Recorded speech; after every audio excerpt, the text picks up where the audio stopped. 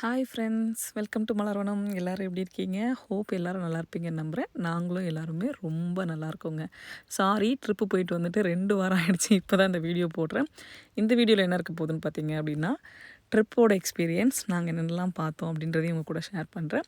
அப்புறம் நிறைய பேர் ஃபேமிலி இன்ட்ரொடக்ஷன் கொடுங்க அப்படின்னு சொல்லி கேட்டுட்ருந்தீங்க. கண்டிப்பாக அதையும் உங்கள் கூட ஷேர் பண்ணிக்கிறேங்க. ஸோ வாங்க வீடியோக்குள்ளே போகலாம். நம்ம ட்ரிப்பு போன வீடியோவை நான் ஷார்ட்ஸில் ஆல்ரெடி அப்லோட் பண்ணிட்டேன் இல்லையா? ட்ராவல் பண்ணி வந்ததே வந்து டே ஃபுல்லாக ஆகிடுச்சு. ஈவினிங் தான் வந்து ரூமுக்கு வந்து சேர்ந்தோம். ரூம் எங்கேன்னு பார்த்தீங்க அப்படின்னா, குவாலிட்டி இன் அப்படின்ற அந்த ஹோட்டலில் தான் வந்து ரூம் புக் பண்ணியிருந்தோம். ரூமில் பார்த்தீங்க அப்படின்னா 2 ட்வின் சைஸ் பெட்டு தான் நினைக்கிறேன். அது வந்து பார்க்குறதுக்கு குயின் சைஸ் பெட்டு மாதிரி இல்லை, கொஞ்சம் சின்னதாக தான் இருந்துச்சு. ஓகேவாக தான் இருந்துச்சு. ஆனால் ஹோட்டல் வந்து எனக்கு வந்து ஓகே தான், எந்த பிரச்சனையும் இல்லை. வந்த உடனே குளிச்சுட்டு ரெஃப்ரெஷ் ஆகிட்டு டக்குன்னு ட்ரெஸ்ஸை மாற்றிட்டு கிளம்பியாச்சுங்க. போயிட்டு ஏதாவது ஒரு இதை கவர் பண்ணிடலாம் அப்படின்னு சொல்லிட்டு உள்ளே போகிற வரைக்கும் எங்களுக்கு எந்த இதுவும் தெரியாது. ஸோ ரூம்லேருந்து கிளம்புனது பார்த்திங்க அப்படின்னா 6 to 6:30 கிளம்பியிருப்போம். போகிற வழியெல்லாம் ரொம்ப அழகாக இருந்துச்சு. ஏன்னா நிறைய மெமரிஸ் இருந்துச்சு இங்கே. இதே இடத்துக்கு ஒரு 8 வருஷத்துக்கு முன்னாடி வந்தேனா, ஸோ அதனால் பயங்கர ஹாப்பியாக பொறுமையாக ரசித்து தான் போயிட்டுருந்தேன். ஏன்னா ஃபஸ்ட்டு வந்தப்போ பார்த்திங்க அப்படின்னா கலிஃபோர்னியாவிலேருந்து இங்கே வந்தோம். ஸோ அதனால் நடந்து தான் போனோம் ஹோட்டல்லேருந்து நயகரா ஃபால்ஸ் பார்க்குறதுக்கு. ஸோ அதனால் அந்த நினைவுகளோடு நடந்துக்கிட்டு இதெல்லாம் சொல்லிகிட்டே வந்தேன். இப்படி இருந்துச்சு, அப்படி இருந்துச்சு, இப்படி நடந்துகிட்ருந்தோம் அப்படின்னு சொல்லிட்டு ஒன்றுத்தையுமே பார்த்து ரசிச்சுட்டே தாங்க போனேன் நிஜமாலுமே. இந்த ஊர்லேயே எனக்கு ரொம்ப ரொம்ப பிடிச்ச இடம் அப்படின்னு கேட்டிங்க அப்படின்னா நயகரா ஃபால்ஸ் மட்டும்தான் இது வரைக்குமே. வேறு எதுவுமே எனக்கு செகண்டரி சாய்ஸாக கூட இல்லை. அதனால் ஃபஸ்ட்டே பிளான் பண்ணது என்ன அப்படின்னா, இந்த ட்ரிப்பு ஹாப்பியாக போயிட்டு ஹாப்பியாக வரணும் அப்படின்றதுனால தான். எந்த ஒரு டென்ஷனையுமே எடுத்துக்கல. இந்த வேலை, அந்த வேலை, இதை பண்ணணும், அதை பண்ணணுன்ட்டு. எவ்வளோ பார்க்க முடியுதோ அவ்வளோ பார்த்தா போதும். ஆனால் ஜாலியாக போயிட்டு ஜாலியாக வரணும் அப்படின்றது மட்டும் தான் மைண்ட் செட்டாக இருந்துச்சு. அவ்வளோ பிடிக்கும் இந்த இடத்த. ஃபுல்லாக ஒரு இடத்துல பாசிட்டிவிட்டி கிடைக்கும் அப்படின்னா அது நயகரா ஃபால்ஸில் மட்டும்தான் நான் சொல்லுவேன். அந்த இடத்துல போயிட்டு அந்த சாரல் மேலே படும்போதில் எந்த ஒரு சிந்தனையுமே நமக்கு இருக்காதுங்க. அப்படியே கண்ணை மூடணும்னு வச்சுக்கோங்களேன், அந்த தண்ணி மேலே படும். அந்த உணர்வு மட்டும்தான் நமக்கு இருக்கும். நமக்கு 1008 டென்ஷன் மண்டையில் இருக்கும் இல்லையா? அது எதுவுமே இருக்காது. ஸோ அதனால் யாராவது போகலாம் அப்படின்னு சொல்லி பிளான் பண்ணியிருந்தீங்க அப்படின்னா கண்டிப்பாக போயிட்டு வாங்க. எனக்கு ஏற்பட்ட மாதிரியே ஃபீலிங்ஸ் உங்களுக்கும் இருந்துச்சு அப்படின்னா எனக்கு கமெண்ட்ஸில் கண்டிப்பாக சொல்லுங்கள். அப்புறம் நிறைய பேர் வந்து அதில் பார்த்துட்டு இந்த ட்ரெஸ் எங்கே வாங்கியிருந்தீங்கன்னு சொல்லி கேட்டிருந்தீங்க. இது நான் வந்து இன்ஸ்டோரில் தான் வாங்கினேன். ஸோ அதையும் உங்க கூட நான் ஷேர் பண்ணிட்டேன். அப்புறம் எங்கெங்கே போனீங்கன்னு கேட்டிங்க இல்லையா? ஃபஸ்ட்டு போன உடனே மேட் ஆஃப் த மிஸ்ட் தான் போனோம். அது வந்து டைம் பார்த்தீங்க அப்படின்னா 8:30 வரைக்கும் போல். அதனால் நாங்கள் வந்து ஃபஸ்ட்டு அதுக்கு போயிட்டோம். அதுக்கப்புறமா எங்களுக்கு தெரியாது, பக்கத்துலேயே நம்ம வந்து மேட் ஆஃப் த மிஸ்ட்லேயே நம்ம நடந்து வரலாம். அதுக்கான இடமும் இருக்குது. ஆனால் அதுவும் வந்து 8:30 வரைக்கும் ஓப்பன்றது தெரியாது. அதனால் கீழேயே ஒரு 1/2 மணி நேரம் உட்காந்து டைம் வேஸ்ட் பண்ணிட்டோம். அதுக்கப்புறம் அவசரமாக போனோம், அது க்ளோஸ்டு அப்படின்னு சொல்லிட்டாங்க. 8:30 அப்படின்ட்டாங்க. ஸோ அதனால் போகிறீங்க அப்படின்னா எவ்வளோ டைமிங் வரைக்கும் அது ஓப்பன் அப்படின்றத தெரிஞ்சுட்டு போனீங்க அப்படின்னா பார்க்குறதுக்கு ஈஸியாக இருக்குங்க. ஃபஸ்ட்டு போனோம் இல்லையா? 6:00 கிளம்பும்போது நல்ல வெயில். அந்த டைமில் நமக்கு அந்த ரெயின் கோட் கொடுப்பாங்கல்ல, அதை போடவே முடியல. அங்கேயே சொன்னாங்க போடாதீங்க, போட்டில் போகணுன்னா போட்டுக்குங்கன்ட்டு. ஏன்னா அந்தளவுக்கு வெயில் இருந்துச்சு. கொஞ்சம் நேரம் ஆகி அதுக்கப்புறம் அந்த நம்ம நனைஞ்சிட்டு வரப்போம் இல்லையா? மேட் ஆஃப் த மிஸ்ட்டில் போயிட்டு அந்த போட்டில் போயிட்டு நனைஞ்சிட்டு வந்ததுக்கப்புறம் குளிர ஆரம்பிச்சிருச்சு. ஏன்னா நம்ம போட்டிருந்த ட்ரெஸ்ஸும் சிந்தட்டிக் அப்படின்றதுனால. காட்டன் ட்ரெஸ் போட்டு போனாலுமே நனைஞ்சிருச்சு அப்படின்னா நமக்கு கண்டிப்பாக குளிரும். ஏன்னா வெதரும் டக்குன்னு சேஞ்ச் ஆகிடுச்சு. நல்லா வெயில் அடிச்சிட்டு இருந்த இது வந்து அப்படியே வந்து நல்லா பயங்கரமாக குளிர ஆரம்பிச்சிருச்சு. ஸோ அதனால் அதெல்லாம் வந்து நீங்கள் டேக் கேர் பண்ணிக்கோங்க. இன்னொன்று, கார் பார்க்கிங் பக்கத்துலேயே பார்க் பண்ணிக்கிட்டீங்க அப்படின்னா உங்களுக்கு கொஞ்சம் ஈஸியாக இருக்கும். மற்ற ஏதாவது திங்ஸ் வேணும்னா எடுக்கிறதுக்கு எல்லாமே. கார் பார்க்கிங் வந்து $15. அதை பே பண்ணிவிட்டு தான் நம்ம வந்து வரணும். ஸோ அப்படி இல்லை, நீங்கள் கொஞ்சம் தூரம் நடந்து வரீங்க அப்படின்னா ஏதாவது ஒரு திங்ஸ் வேணும் அப்படின்னா போயிட்டு எடுத்துகிட்டு வரதுக்கு கொஞ்சம் கஷ்டமாக இருக்கும். ஏன்னா நாங்கள் அதை ஃபேஸ் பண்ணணும். கார் பார்க்கிங் வந்து அந்த ஃப்ரீ பார்க்கிங்கில் அங்கே வந்து பார்க் பண்ணிட்டோம். அங்கேருந்து திரும்பி ஏதாவது பொருள் எடுக்க வரணுன்றதுக்காக இந்த இடத்துல வந்தப்போ எங்களுக்கு பார்க்கிங் வந்து கொஞ்சம் டிலே ஆச்சு. ஸோ அதனால் அதை மட்டும் யாராவது போகிறீங்க அப்படின்னா அதை மட்டும் பார்த்து மேனேஜ் பண்ணிக்கோங்க. இதெல்லாம் டைம் வேஸ்ட் ஆகாமல் இருக்கிறதுக்காக இந்த ஐடியாலாம் சொல்லிகிட்ருக்கேன். அதுக்கப்புறம் மேட் ஆஃப் த மிஸ்ட் முடிச்சுட்டு அந்த டே பார்த்திங்க அப்படின்னா நைட்டு ஃபயர் ஒர்க்ஸ் பார்க்குற வேலை தான். ஸோ ஃபயர் ஒர்க்ஸ் பார்த்துட்டு அதுக்கப்புறம் லைட் வந்து சேஞ்ச் ஆகுங்க. அந்த கலர் லைட் போடுவாங்க. அப்போ ஃபால்ஸ் மேலே பட்டு அந்த ஃபால்ஸோட கலரே பார்த்திங்க அப்படின்னா ரெட்டு, ப்ளூ, க்ரீனு, பர்பிள் அந்த மாதிரி மாறி மாறி வரும். ஸோ அதெல்லாம் தான் இருந்துச்சு. கண்டிப்பாக அது எல்லாமே வீடியோவில் இன்க்ளூட் பண்ணியிருக்கேன். நீங்கள் அது எல்லாமே பார்ப்பீங்க. ஸோ ஏன்னா நம்ம அடுத்து வந்து ஃபேமிலி இன்ட்ரொடக்ஷன் போகணும் இல்லையா? அதனால் கடகடன்னு நம்ம விஷயத்த சொல்லிட்டு போயிடலாம். இந்த பிங்க் கலர் போட்டு வர்றது, இது பிங்க்கா ஆரஞ்சான்னு எனக்கு தெரியல. இந்த கலர் ரெயின் கோட் போட்டு வரவங்க வந்து கனடா பக்கம் இருந்து வருவாங்கங்க. அவங்களுக்கு வந்து பார்த்திங்க அப்படின்னா இந்த மேட் ஆஃப் த விஸ்ட் வியூ மட்டும்தான் கிடைக்கும். அவங்களால வந்து இங்கே வந்து கேவ் ஆஃப் த விண்டு மற்றதெல்லாம் வந்து பார்க்க முடியாது. ஸோ அதனால் அங்கே வந்து வேறு ஏதோ ஒன்று ஓப்பன் பண்ணியிருக்காங்கன்னு சொல்லி சொன்னாங்க. மேபி ஃப்யூச்சரில் அதை பற்றி ஏதாவது தெரிஞ்சுது அப்படின்னா அவங்க கூட நான் வந்து ஷேர் பண்ணிக்கிறேங்க. ஸோ இது ஃபுல்லாகவே மேட் ஆஃப் த மிஸ்ட் உள்ளே போகிறது தான். அந்த போட்டில் ஏறிட்டு நிறைய ஃபோட்டோ எடுத்தது. இதுக்கு முன்னாடி ஒரு தடவை பார்த்தீங்க அப்படின்னா, அந்த பிரிட்ஜ் தெரிஞ்சது இல்லையா? அந்த பிரிட்ஜ் வந்து கனடாக்கும், யுஎஸ்க்கும் இருக்கிற மிடில்ல இருக்கிற பிரிட்ஜ் அது. அந்த வழியா தான் வந்து நீங்க விசா வாங்கிட்டு கார்ல போணும் அப்படின்னா போணும். ஸோ ஃபால்ஸ் பார்த்தீங்களா? எவ்வளோ அழகா இருக்குன்னு நான் சொன்னேன்ல. ரொம்ப ரொம்ப அழகா இருக்குங்க. நெறைய பேர் வந்து நான் அத சொல்லியிருந்தப்போ கமெண்ட்ல சொல்லியிருந்தீங்க. நாங்கலாம் அதுக்கு குடுத்து வைக்கலையா? அப்படின்னு சொல்லிட்டு. கண்டிப்பா எல்லாரும் ஏதோ ஒரு விஷயத்துல எதுக்கோ ஒண்ணுக்கு குடுத்து வச்சிருப்போங்க. நான் இத பார்க்கறதுக்கு குடுத்து வச்சிருந்தேன் அப்படின்னா, நீங்க பார்த்த ஏதோ ஒரு நல்ல விஷயத்துக்கு எனக்கு குடுப்பன இருந்திருக்காது. ஸோ அதனால உங்களுக்கு இந்த குடுப்பன இருந்துச்சு, எனக்கு இல்ல அப்படின்னு சொல்லிட்டு யாரும் கமெண்ட்ல சொல்லாதீங்க. எனக்கு அது கஷ்டமா இருந்துச்சு. ஒருத்தவங்க வந்து கமெண்ட் பண்ணியிருந்தீங்க. நீங்க உங்களுக்கு குடுப்பன இருந்துச்சு, நீங்க பார்த்துட்டீங்க.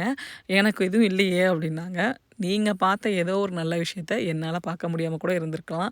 அதே மாரி பார்த்தீங்க அப்படின்னா, நீங்க உங்க பேரண்ட்ஸ் கூட கூட இருந்திருக்கலாம். என்னால நெனச்சா கூட நானே ஊருக்கு போகணும்னு நெனச்சா கூட நான் 48 மணி நேரம் கழிச்சு தாங்க போய் பார்க்க முடியும். ஸோ அதனால அந்த மாரி எதுவும் சொல்லாதீங்க.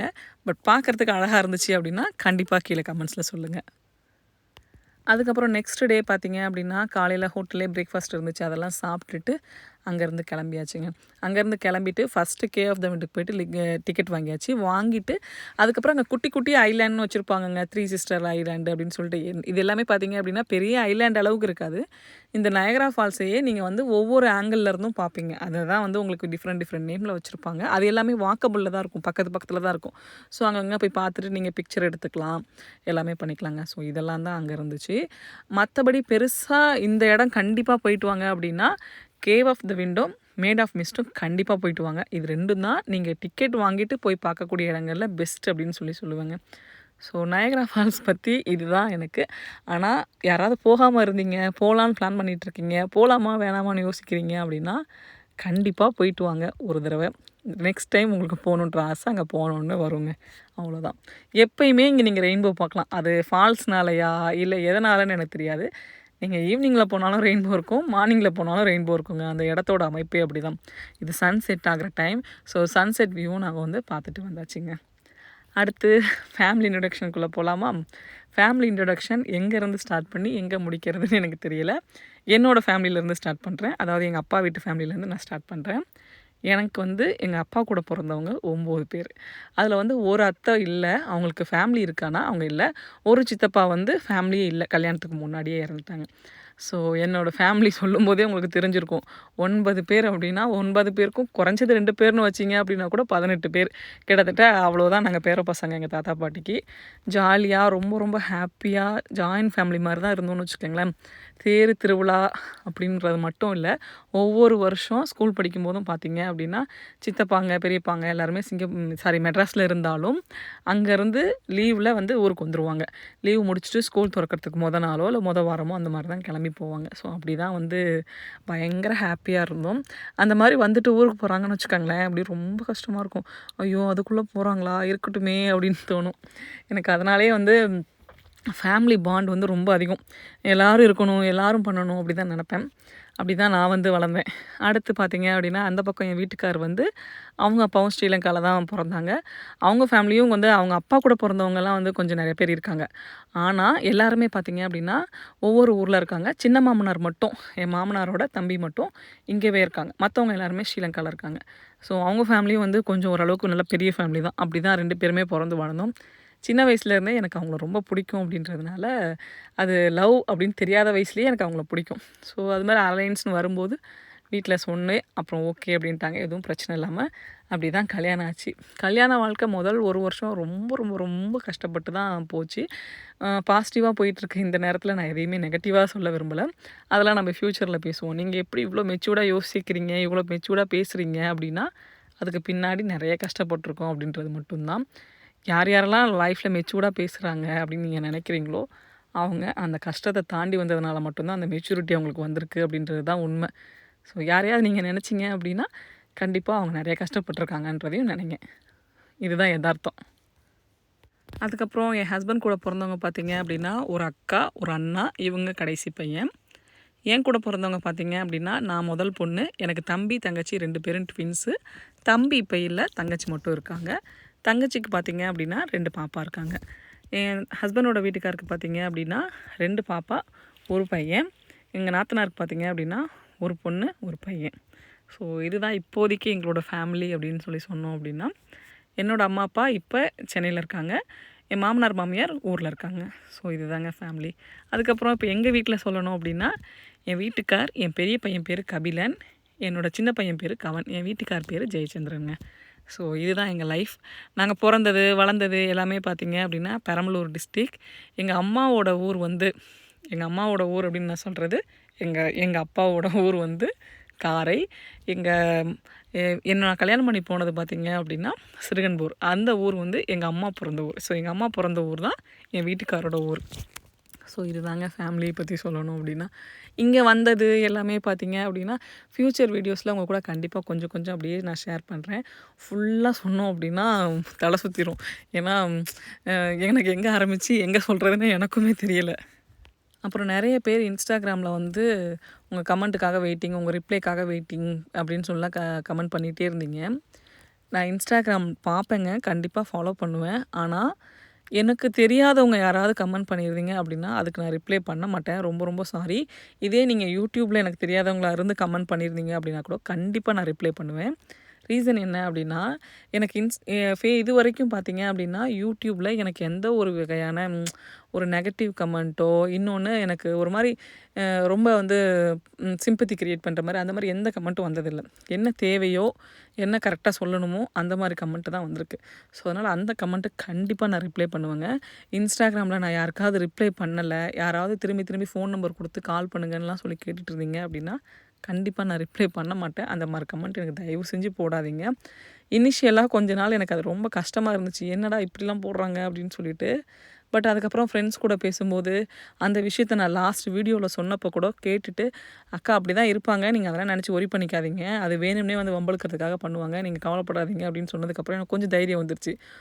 ஓகே அப்படின்னு சொல்லிட்டு. ஏன்னா நான் ரொம்ப நாள் வரைக்கும் ஃபேஸ்புக்லேயோ இன்ஸ்டாகிராம்லேயோ இல்லை. சேனல் ஆரம்பித்து 2 வருஷம் இருக்கும்னு நினைக்கிறேன். அதுக்கப்புறம் தான் நான் வந்து ஃபேஸ்புக்கில் இன்ஸ்டாகிராம்லலாம் அக்கௌண்ட்டே ஓப்பன் பண்ணேன். ஸோ அதனால் எனக்கு அந்த மாதிரி கமெண்ட்லாம் வந்தோன்னே கொஞ்சம் பயந்துட்டேன். பட் இப்போ ஓகே, கொஞ்சம் தெளிவாயிட்டேன். ஆனாலும் எப்பயுமே நான் வந்து இன்ஸ்டாகிராம் கமெண்ட்டுக்கு வந்து நான் ரிப்ளை பண்ணதில்லை. ஸோ அதனால் தப்பாக நினச்சிக்காதீங்க. அப்புறம் பசங்களை பற்றி சொல்லும்போது அவங்களோட ஸ்டடீஸ் பற்றியும் சொல்லணும் இல்லையா. பெரிய பையன் வந்து 8th கிரேட் போகிறான், சின்ன பையன் வந்து 1st கிரேட் போகிறாங்க. ஸோ இதுதான் அவங்களோட ஸ்டடீஸ். அப்புறம் நிறைய பேர் வந்து ஸ்கூல் எக்ஸ்பீரியன்ஸ், ஸ்கூல் பற்றி சொல்லுங்கள் அப்படின்னு சொல்லியிருந்தீங்க. கண்டிப்பாக ஸ்கூல் எக்ஸ்பீரியன்ஸ் பற்றி நான் ஃப்யூச்சரில் ஒரு வீடியோஸ் போடுறேங்க. நிறைய பேர் இந்த ஜாபுக்கான நிறைய கொஷினும் என்கிட்ட கேட்டுகிட்டே இருக்கீங்க. எனக்கு 2-3 பேர் மெயில் பண்ணியிருந்தீங்க. நறுமுகை ரொம்ப ரொம்ப சாரி, இன்னும் நான் உங்கள் மெயிலுக்கு வந்து ரிப்ளை பண்ணலை. கண்டிப்பாக நான் உங்களுக்கு பண்ணுறேங்க. ரொம்ப சாரி, பயங்கர பிஸியாக போயிட்டுருக்கு அப்படின்றதுனால தான் பண்ணாமல் இருக்கேன். அதே மாதிரி ஃபோன் நம்பர் கொடுத்து மெயிலில் ஃபோன் நம்பர் கொடுத்து பண்ண சொல்லியிருந்தீங்க அப்படின்னா கூட எனக்கு டைம் இருக்கும்போது கண்டிப்பாக பண்ணுவேங்க. நான் ஏன்னா சும்மா 2 வார்த்தை பேசணும் அப்படின்னா நான் எப்போ வேணாலும் பண்ணலாம். உண்மையாலுமே நீங்கள் என்ன பேசுகிறீங்கன்றதை நான் கேட்டுட்டு அதுக்கான பதிலை நான் கரெக்டாக உங்களுக்கு கொடுக்கணும் அப்படின்னா எனக்கு கொஞ்சம் ஃப்ரீ டைம் இருக்கும்போது பண்ணால் தான் ஈஸியாக இருக்கும் அப்படின்றதுனால தான் நான் பண்ணாமல் இருக்கேன். தயவு செஞ்சு யாரும் தப்பாக நினச்சிக்காதீங்க. அப்புறம் நிறைய பேர் சொல்லுவாங்கங்க, லைஃப் ரொம்ப ஈஸி தான், ரொம்ப எளிதானது அப்படின்லாம் சொல்லிட்டு. அது வாழ்ந்து பார்க்குறவங்களுக்கு மட்டும்தான் தெரியும் அப்படின்ற மாதிரி தான் நான் நினைப்பேன். ஏன்னா லைஃப் ஈஸி கிடையாது. அதை நம்ம எப்படி எடுத்துக்கிறோம் அப்படின்றதுல தான் இருக்கே தவிர லைஃப் வந்து ரொம்ப ஈஸிலாம் கிடையாது. நம்ம வந்து கரெக்டாக அடுத்த ஜென்ரேஷனை வளர்க்கணும் அப்படின்றதுல தான் நம்மளோட முழு சிந்தனையும் போயிட்டுருக்குன்னு வச்சுக்கோங்களேன். நம்ம லைஃப் அப்படின்றது நமக்கு குழந்தை பிறக்கிற வரைக்கும் மட்டும்தாங்க. அதுக்கப்புறம் நம்மள முழுக்க முழுக்க குழந்தையோட அம்மாவாகவே மாறிடுறோம் அப்படின்றத நிறைய நேரங்களில் உணர்ந்திருக்கேன். எனக்கு மட்டும்தான் அப்படி தோணியிருக்கா, இல்லை உங்களுக்கும் தோணியிருக்கான்னு கண்டிப்பாக எனக்கு கமெண்ட்ஸில் சொல்லுங்கள். இந்த வருஷம் இந்த ட்ரிப்பு பிளான் பண்ணதுக்கு மெயின் ரீசன் என்ன அப்படின்னா, லாஸ்ட் இயரும் நாங்கள் இந்த ஊர்லேயே தான் இருந்தோம். கண்டிப்பாக வந்திருக்கலாம். ஆனால் ஏன் வரல அப்படின்னா, லைசன்ஸ் வாங்கிட்டு தான் திரும்பி இந்த நயகரா ஃபால்ஸ் வரணும் அப்படின்றதுல ரொம்ப தீவிரமாக இருந்தேங்க. ஏன்னா எனக்கு ரொம்ப பிடிச்ச இடம். அங்கே போகணும் அப்படின்னா லைசன்ஸ் வாங்கிட்டு தான் போகணும் அப்படின்னு சொல்லிட்டு தான் இருந்தேன். ஸோ அதனால் லைசன்ஸ் வாங்கிட்டு இங்கே வந்ததில் எனக்கு பயங்கர ஹாப்பி. வரும்போது நான் எதுவும் வண்டி ஓட்டலை. ஏன்னா ஃபுல் ஹைவேஸாக இருந்துச்சா, ரொம்ப நாளைக்கு அப்புறம் ஹைவேஸ் பார்த்தோன்னே கொஞ்சம் பயம் வந்துருச்சு. ஐயையோ நம்ம எப்படி ஓட்ட போகிறோம் அப்படின்னு சொல்லிட்டு. அது மட்டும் இல்லை, பயங்கர டயர்டாகவும் இருந்துச்சு. ஏன்னா ஃப்ரைடே வரைக்கும் ஒர்க் பண்ணிவிட்டு அதுக்கப்புறம் சாட்டர்டே காலையில் எழுந்திரிச்சு சமைச்சிட்டு கிளம்புனோடனே பயங்கர டயர்டாக இருந்துச்சு. அப்படியே காரில் போய் உட்காந்தோடனே மயக்கம் வர மாதிரியே இருந்துச்சு எனக்கு. நல்ல வேலை அவர் ஓட்டினார் அப்படின்னு நினச்சிட்டு இருந்தேங்க. பட் ஓகே, நம்ம எப்படியாவது ரிட்டன் போகும்போது வண்டி ஓட்டிடணும் அப்படின்னு நினச்சிட்டே இருந்தேன். ரிட்டன் போகும்போது ஒரு 3 ஹவர்ஸ் ஓட்டி அவர் கொஞ்சம் ஹெல்ப் பண்ணேன். அதுவே எனக்கு பயங்கர ஹாப்பியாக தான் இருந்துச்சு. ஏன்னா அட்லீஸ்ட் என்னால் அந்த ஹெல்ப்பாவது பண்ண முடிஞ்சுது அப்படின்னு நினச்சி ரொம்ப சந்தோஷப்பட்டேன். இடையிலலாம் அவங்களுக்கு ரொம்ப கஷ்டமாக தான் இருந்துச்சு. நைட்லாம் வந்து பார்த்திங்க அப்படின்னா ஏன்னா 12 ஹவர்ஸ் ட்ராவல் அப்படின்றது சாதாரண விஷயம் இல்லை. காலெல்லாம் வந்து ரொம்ப வலிக்குது அப்படின்னு சொல்லி சொன்னாங்க. சரி ஓகே, கொஞ்சம் கொஞ்சம் ரெஸ்ட் எடுத்து போகலாம் அப்படின்னு சொல்லிட்டு எந்த இடத்தையுமே இதை போய் பார்க்கணும் வாங்க போகலாம் அப்படின்னு சொல்லிட்டு நான் ஹரிபரி பண்ணவே இல்லை.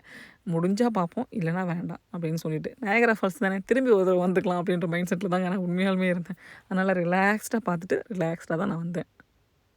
நிறைய பேர் வந்து அக்கா நீங்கள் என்னோடய எனர்ஜி பூஸ்டர், எனக்கு வந்து காலையில் உங்கள் வீடியோ பார்த்துட்டு ஸ்டார்ட் பண்ணும்போது நல்லாயிருக்கு அப்படின்லாம் சொல்லி கமெண்ட் பண்ணியிருந்தீங்க. உண்மையாலுமே உங்களோட கமெண்ட்டை பார்த்துட்டு என்னோடய டேவை ஸ்டார்ட் பண்ணும்போது எனக்கு ரொம்ப ஹாப்பியாக இருந்துச்சுங்க. டச்வுட் இது வரைக்கும் எந்த ஒரு நெகட்டிவ் கமெண்ட்டும் இல்லை. எனக்கு அதுவே ரொம்ப ஹாப்பி தான். ஏன்னா நான் கொஞ்சம் பயந்தது எல்லாமே இந்த கமெண்ட்டுக்காகவும் தான். நிறைய வீடியோஸில் நான் பார்த்துருக்கேன், இப்படி கமெண்ட் பண்ணிட்டாங்க, அப்படி கமெண்ட் பண்ணிட்டாங்க அப்படின்வாங்களா, கொஞ்சம் பயந்துகிட்டே இருப்பேன். ஐயோ நம்மளும் ஃப்யூச்சரில் இதெல்லாம் கடந்து வரணுமோ அப்படின்னு சொல்லிட்டு சில நாட்கள் நினச்சதும் உண்டு. நமக்கு கமெண்ட்டே வர்றதில்ல, நெகட்டிவ் கமெண்ட் வந்தால் கூட பரவாயில்ல அப்படின்னு நினச்ச நாட்களும் உண்டு, இல்லைன்னுலாம் சொல்ல மாட்டேன். ஆனால் வந்தால் தாங்கிப்பண்ணான்னு கேட்டிங்க அப்படின்னா கொஞ்சம் கஷ்டம் தான். ஏதாவது 1, 2 ஒரு மாதிரி சொல்லிட்டாங்க அப்படின்னா கூட எனக்கு கொஞ்சம் கஷ்டமாக தான் இருக்கும். பட் ஓகே, அவங்க அதை என்ன மைண்ட் செட்டில் சொல்லியிருப்பாங்கன்னு சொல்லிட்டு எப்பயுமே யோசிப்பேன். ஒருத்தவங்க அதை சொல்கிறாங்க அப்படின்னா அவங்க என்ன மனநிலைமையில் இருந்திருப்பாங்க, அவங்க ஏன் அதை சொல்லியிருப்பாங்க அப்படின்னு சொல்லிட்டு யோசிக்கிற பழக்கம் எப்பயுமே உண்டு. ஸோ அதனால் ரொம்ப பெருசாக நெகட்டிவ் கமெண்ட் எதுவும் வந்ததில்லை. வந்துச்சு அப்படின்னாலும் அதை ஹேண்டில் பண்ணுறதுக்கான தெம்பையும் தைரியத்தையுமே கடவுள் கொடுப்பாரு. பட் வந்த பாசிட்டிவ் கமெண்ட் எல்லாருக்குமே பெரிய பெரிய பெரிய நன்றிங்க. நீங்கள் எப்படி என் குரலை கேட்டால் ஹாப்பியாக இருக்குது, டே நல்லா இருக்குது, பாசிட்டிவாக இருக்குதுன்னு நினைக்கிறீங்களோ, உங்களோட கமெண்ட்டை கேட்கும்போது நிஜமாலுமே சத்தியமாக எனக்கும் ரொம்ப ஹாப்பியாக பாசிட்டிவாக இருக்குங்க. என்றைக்காவது ஒரு நாள் இன்றைக்கி வீடியோ போட வேணாம் அப்படின்னு நினச்சா கூட இல்லை ஏதாவது ஒன்று எடுத்து போட்டுருவோம். இந்த ஈவினிங் ஷூட் பண்ணிடலாம், காலையில் ஷூட் பண்ணிடலாம், மதியானம் ஷூட் பண்ணிடலான்ட்டு ஒவ்வொரு நாளும் அந்த வர கமெண்ட்டுக்காகவே வந்து வீடியோ எடுத்துகிட்ருக்கேங்க. கொஞ்சம் மழப்பாக இருந்தால் கூட சரி, இல்லை இன்றைக்கி ஒரு வீடியோ போட்டுடலாம், இன்றைக்கி எடுத்துடலாம் அப்படின்னு சொல்லிட்டு ஓடிக்கிட்டு இருக்கேன். அந்த மாதிரி நான் ஓடுறதுக்கு காரணம் நீங்கள் பண்ணுற கமெண்ட்டு தான். Thank you so much. போன வீடியோவில் நான் ஸ்ரீலங்காவுக்கும் எனக்கும் இருக்க ரிலேஷன்ஷிப் என்ன அப்படின்னு சொல்லிட்டு நான் சொல்லியிருப்பேன். அந்த வீடியோவுக்கு கீழே நிஜமாலுமே போய் கமெண்ட்டை போய் படித்து பாருங்கள். நானும் ஸ்ரீலங்கா தான், நான் ஜெர்மனியில் இருக்கேன், நானும் ஸ்ரீலங்கா தான், நான் லண்டனில் இருக்கேன் அப்படின்லாம் நிறைய பேர் எனக்கு வந்து கமெண்ட் பண்ணியிருந்தீங்க. அந்த வீடியோவுக்கு கீழே அன்னைக்கு கமெண்ட் பார்த்துட்டு ரிப்ளை பண்ணும்போது எனக்கு என்னமோ நான் அந்த ஊருக்கு போயிட்டு வந்த மாதிரியே எனக்கு ஒரு ஃபீல் இருந்துச்சுங்க. நிறைய பேர் வந்து நான் ஸ்ரீலங்கா தான், நான் ஊருக்கு போயிட்டு 10 வருஷம் ஆச்சு அப்படின்லாம் சொல்லியிருந்தீங்க. அதை கேட்கும்போதுல நம்மள மாதிரி தான் ஒவ்வொருத்தரும் ஒவ்வொரு ஊரில் இருந்துகிட்ருக்கோம் அப்படின்ற மாதிரி எனக்கு தோணுச்சு. கண்டிப்பாக சீக்கிரம் அந்த ஊருக்கு போகணுன்ற ஆசை அதிகமாகிட்டே இருக்குது எனக்கு. அப்புறம் ஸ்கூலிங் பற்றி சொல்லுங்கன்னு சொல்லியிருந்தீங்க இல்லையா? இப்போ தம்பி வந்து 8th கிரேட் தான் போகிறான். 8th கிரேட் வரைக்கும் பார்த்தீங்க அப்படின்னா, நீங்கள் பெருசாக எதுவும் கஷ்டப்பட்டுட்டு இப்படி தான் அப்படின்ற ஒரி பண்ணுற அளவுக்கு ஒன்றும் இருக்காது அப்படின்ட்டு தான் நினைக்கிறேன் நான். ஏன்னா நான் அந்தளவுக்கு எதுவும் பெருசாக டென்ஷன் எடுத்துக்கல. ஸ்கூலில் என்ன ஹோம்ஒர்க் கொடுக்குறாங்களோ அதை பண்ண வச்சுருவேன். அவங்க வந்து பேரண்ட்ஸ் டீச்சர்ஸ் மீட்டிங் இருக்கும்போது அவங்க டீச்சர்கிட்ட நீங்கள் கேட்கலாம், என்ன பண்ணலாம், ஏது பண்ணலாம் அப்படின்னு சொல்லிட்டு. ஸோ அவங்க உங்களுக்கு ஃபுல்லாக வந்து கைட் பண்ணுவாங்க. அதை ஜஸ்ட் நீங்கள் ஃபாலோ பண்ணிங்க அப்படின்னாவே போதுங்க. பெருசாக நம்ம ஒன்றும் ரிஸ்க் எடுத்து இது அதுன்னு போட்டு மனசை குழப்பிக்கிற அளவுக்கு 8th கிரேட் வரைக்கும் உங்களுக்கு எந்த டென்ஷனும் இருக்காது. 7th கிரேட் வரைக்கும் நான் எதுவும் ஃபீல் பண்ணல. 8th கிரேட் எப்படி இருக்கும்னு எனக்கு தெரியல. நான் 8th கிரேடும் இப்படி தான் இருக்கும்னு நினைக்கிறேன். கண்டிப்பாக எனக்கு ஏதாவது நான் புதுசாக ஃபேஸ் பண்ணேன் அப்படின்னா கண்டிப்பாக உங்கள் கூட ஷேர் பண்ணுறேன். சின்ன பையன் 1st கிரேட் தான் போகிறான் அப்படின்றதுனால அவனுக்கு நல்ல பேஸ் கொடுத்துடணும் இல்லையா? ஸோ அதனால் அவனுக்கு வந்து ரீடிங், மேத்து இதிலலாம் இப்போ கொஞ்சம் கான்சன்ட்ரேட் பண்ணிகிட்ருக்கோம். மற்றபடி ஸ்கூல் பற்றி சொல்கிறதுக்கு இன்னும் நிறைய விஷயங்கள் தெரியலை. ஆனால் என்னோடய ஃப்ரெண்டோட பசங்க எல்லாருமே போகிறாங்க. ஸோ அவங்கள்ட்ட கேட்டுட்டு ஃப்யூச்சரில் ஏதாவது உங்களுக்கு ஐடியாஸ் ஷேர் பண்ணணும் அப்படின்னா கண்டிப்பாக நான் ஷேர் பண்ணுறேன்.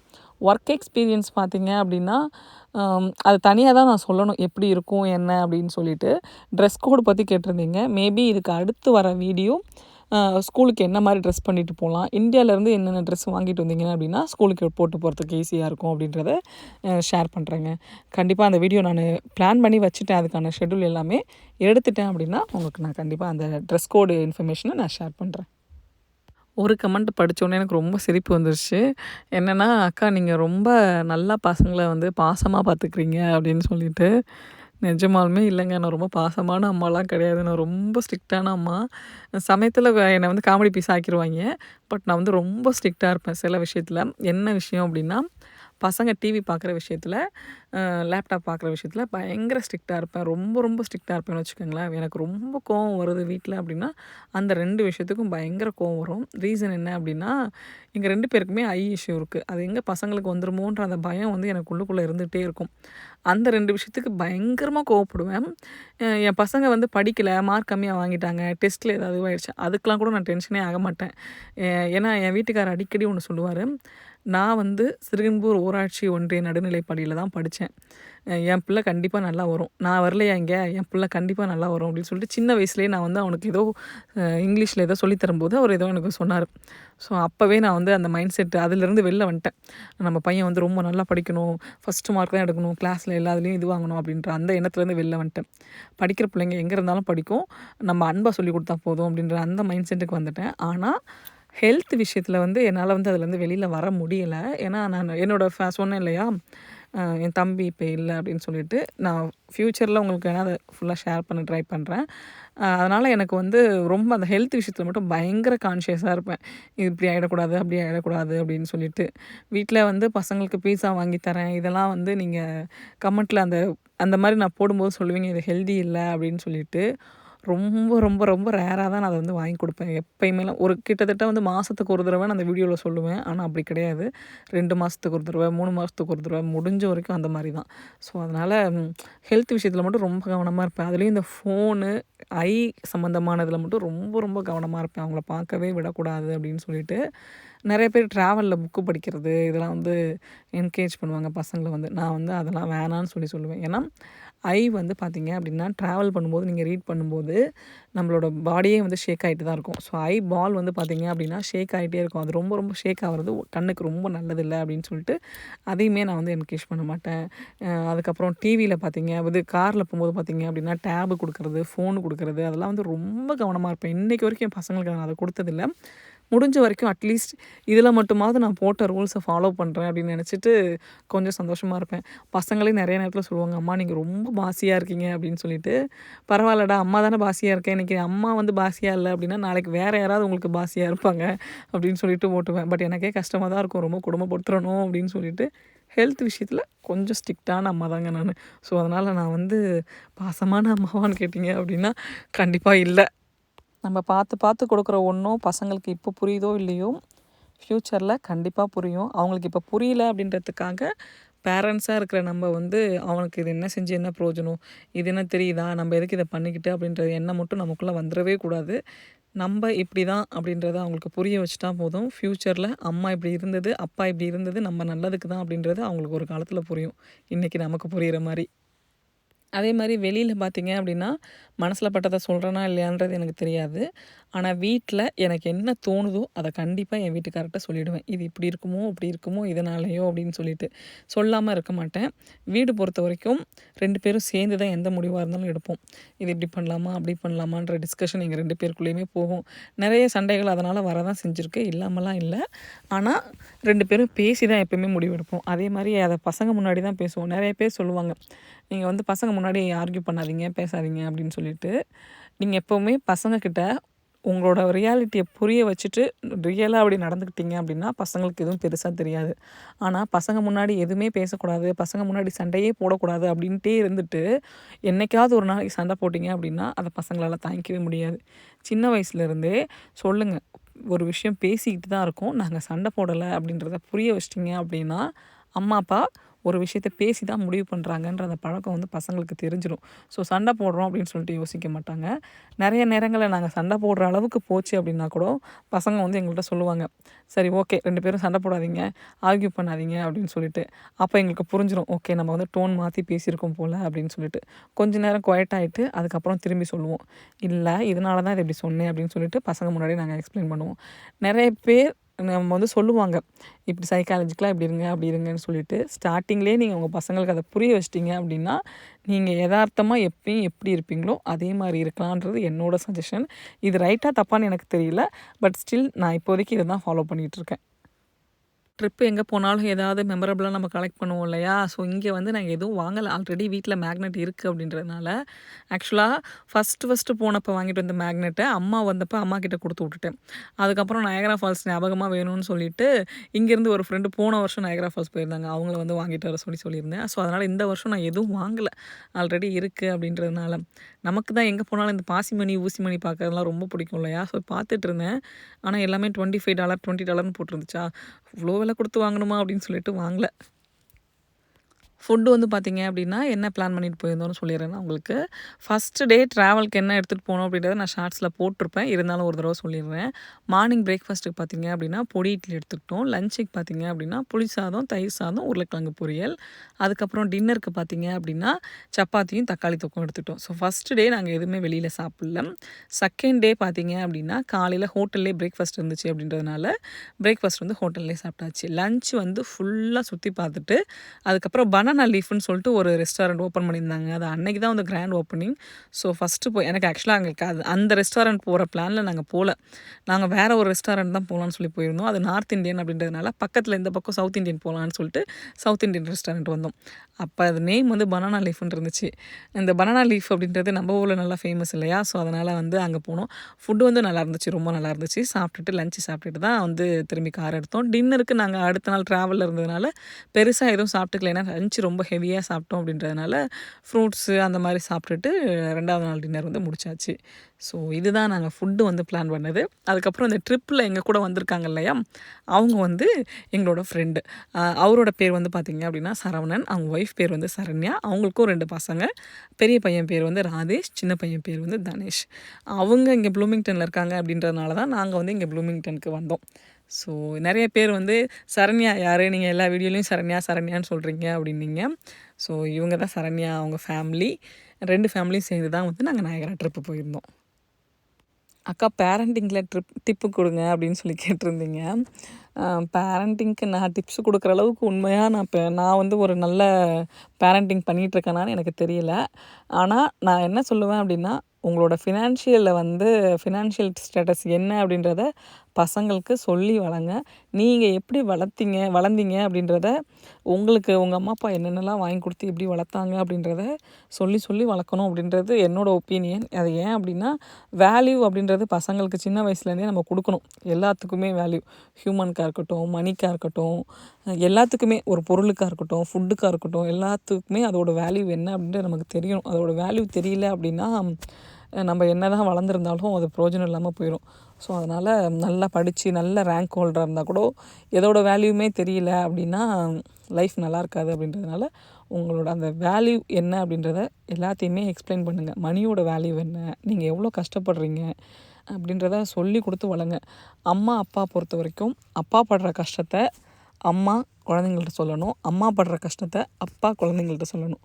அப்படி மாற்றி சொல்லும்போது தான் பசங்களுக்கு நம்ம மேலே ரெஸ்பெக்ட்டும் அதிகமாகும். நம்ம என்ன தான் அவங்கள பார்த்துக்கிட்டாலும், அம்மா அப்பான்னு அவங்களுக்கு பிடிச்சாலும், நம்ம ஒருத்தருக்கு ஒருத்தர் நம்மளோட வேல்யூவை சொல்லும்போது தான் அவங்களுக்கு இன்னும் அம்மா அப்பா மேலே பாசம் அதிகமாகும், ரெஸ்பெக்ட் அதிகமாகும்.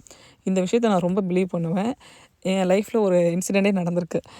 கபிலன் வந்து 5 வயசாக இருக்கும்போது பார்த்திங்க அப்படின்னா, டிவி வந்து ஒரு டிவி தான் வீட்டில் இருந்துச்சு. அப்போ சொன்னால், அப்பா நம்ம இன்னொரு டிவி வந்து பெட்ரூமில் வச்சிடலாம், அதில் நீங்கள் பாருங்கள், ஹாலில் இருக்க டிவியில் நான் பார்த்துக்கிறேன், ஏன்னா நான் வந்து கார்ட்டூன் பார்க்குறேன்ல அப்படின்னு சொன்னான். அப்போ அம்மாவுக்குப்பா அப்படின்னு சொல்லி கேட்டாங்க.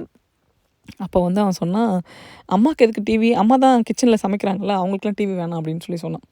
அன்னைக்கு என் வீட்டுக்கார் வந்து ஃபுல்லாக எக்ஸ்பிளைன் பண்ணார். அம்மா அந்த சாப்பாடு சமைக்கலைன்னா நம்ம எப்படிப்பா சாப்பிட முடியும், நம்ம எப்படி டிவி பார்க்க முடியும் அப்படின்னு சொல்லிட்டு. அந்த வயசில் அவனுக்கு அவ்வளோதான் புரியுன்றதுனால அந்த எக்ஸாம்பிள் கொடுத்தாங்க. அதுக்கப்புறம் அன்னையிலேருந்து அவனுக்கு வந்து அம்மா எவ்வளோ கஷ்டப்படுறாங்க, அம்மா எவ்வளோ வேலை செய்கிறாங்க அப்படின்றதில் ஆரம்பித்து இன்றைக்கி இப்போ ஒரு பொண்ணு அப்படின்னா அவங்க என்னென்னலாம் ஸ்ட்ரகிள்ஸை வந்து இந்த ஏஜுக்கு அவனுக்கு என்னென்ன தேவையோ எல்லாத்தையுமே அவங்க சொல்லியிருக்காங்க.